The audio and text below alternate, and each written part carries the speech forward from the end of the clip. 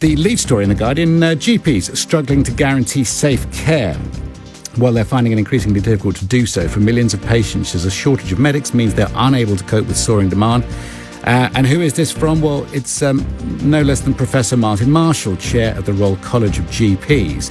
And he defended the growing use of remote consultations during the pandemic. He said 4.5% fall in GPs across England was to blame for the crisis in primary care and warned it was leading to the risk of mistakes. Well, yes, I can quite imagine that. But those mistakes can only be made if you actually get to be in front of a GP, whether it be on a screen or in person. Getting through the person at the front desk or negotiating the online e-consult forms is difficult enough.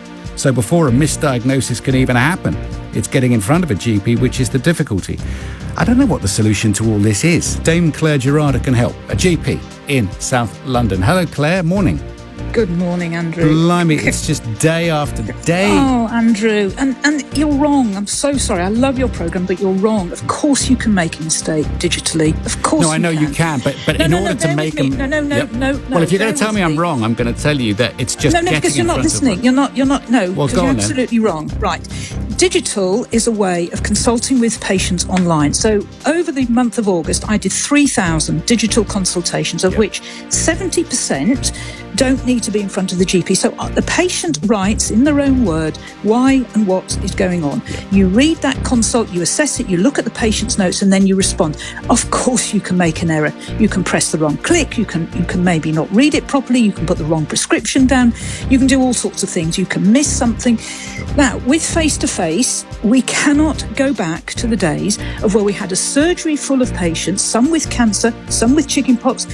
Many years ago, a patient died in a neighbouring practice, waiting in the waiting room, a young child waiting in the waiting room. So, of course, now, if you give people a demand which they cannot meet because they don't have the resources to meet that demand, you will make errors. You will also get chronic stress, you'll have suicides, you'll have heart disease, you'll have diabetes in the doctor. So I'm terribly sorry to criticise what you say, because I very rarely do, but I think your opening gambit was incorrect. Okay, well, let me just say this. You can't make a misdiagnosis if you make no diagnosis at all. But we're doing thousands and thousands. Yeah, but you're missing. You are GPs. Right. No, hold on a second. No, we're not missing. GPs, again. You are. There are tons of people who have not presented themselves to Andrew, GPs. I know them. People who've just given up and who've become ill. Of course, because we cannot do it. We've had 1,000%. No, but it's happening, is what I'm saying. Don't tell me it's not happening, because it is. Please don't tell me what I'm doing day in, day out. Yeah, but hold on, you're doing it, but I'm the patient, and I've got daughters, and I've got a wife, and I've got friends, and we are all patients, and I'm telling you the other side. Well, don't tell me I'm wrong. Right, I'm telling you you're wrong in terms of this opening gambit that you made, which is that GPs cannot make an error if the patient's not in front of them. I was then telling you we've had 1,000%. Can I finish? We've had 1,000% increase digital consultations since before the pandemic, and we have more consultations today than we had before the pandemic. We've got about 60% of our consultations are face to face. We do not. The more the press go on, when you have to queue 8 hours. I'm not talking about the press going on, Claire. I'm talking about own personal experiences. When was the last time you called your own surgery, for instance? Oh, many times. And I know the systems. And this is what you get when you have Excuse me, this is what you get when you get 8% of the NHS budget for 80% of the workload. So our telephone systems, right, hospitals, there's a massive drive to improve hospitals, a massive drive to rebuild them. I consult from a disabled lavatory that's been refurbished into a consulting room. We don't have the phone system, but the more you criticise, not you personally, because I love your programme, the more we criticise, we cannot deal with the demand. We are not miracle workers. Right. I'm ashamed I can't give your daughter the care she needs. I'm ashamed.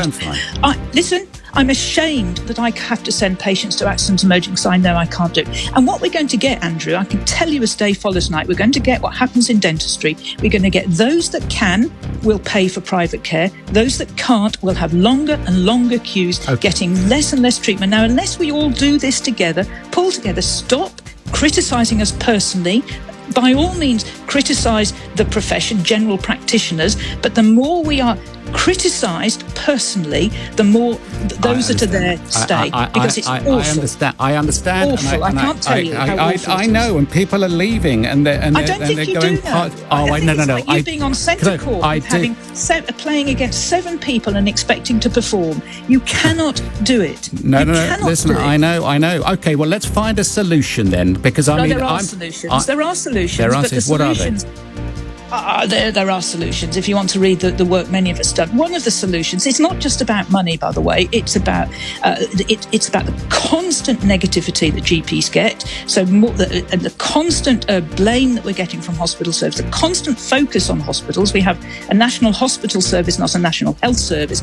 The constant increase in resource, if there's in hospitals rather than primary care. We've got too many doctors in the wrong places doing the wrong things with our patient population. They're increasingly old, increasingly have multiple chronic conditions, not requiring super specialists, but requiring generalists. So there are many, many solutions, but there isn't the will to sort out these. And I've said many, many times before, this is as urgent as the COVID crisis.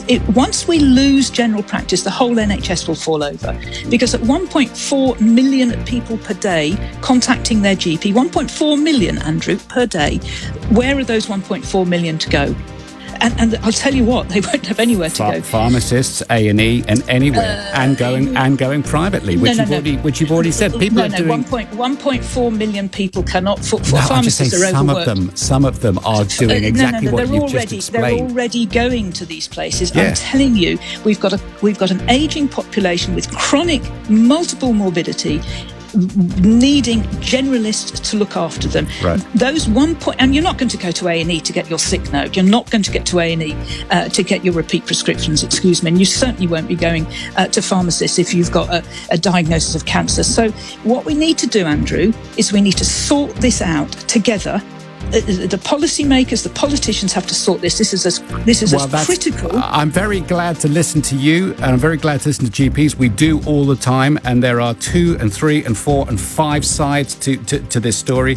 And I put some of the experiences that I've had and others have as well. Of course, you've got bad experience. Of course, you have. So that's great. So before you solve something, you have to know what the problem is, identify it. So we've listened to each other. The 4 lanes of the motorway of the M4 are now fully blocked. I think we understand that completely.